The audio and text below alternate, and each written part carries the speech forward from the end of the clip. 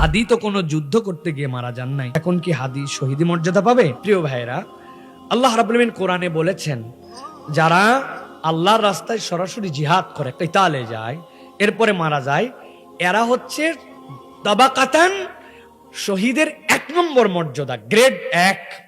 এটাই হচ্ছে প্রকৃত শহীদ, যেখান থেকে দরজা নির্ধারিত হয়।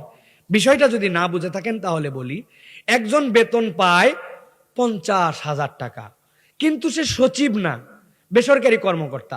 তাকে একজন বলতেছে বেতনটা সচিবের র্যাঙ্কের, আসলে কি সে সচিব হয়ে গেছে?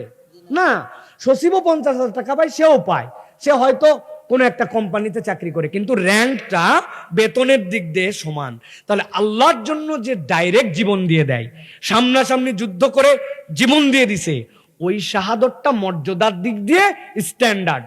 আল্লাহ নবী এর পরে বলছেন, কেউ যদি নিজের সম্পদ রক্ষা করতে যে, কেউ যদি অধিকার রক্ষা করতে যে, ডাকাত বা অন্য কারো দুষ্কৃতিকারীর আক্রমণে কেউ আগুনে পুড়ে যে, অথবা কোনো এমন একটা বিপর্যয়কর মৃত্যু যেই জায়গাতে সে প্রাকৃতিক বিপর্যয়, তাহলে আল্লাহ তাকে শাহাদতের দরজা দান করে দিবেন। সুবহানাল্লাহ বলেন।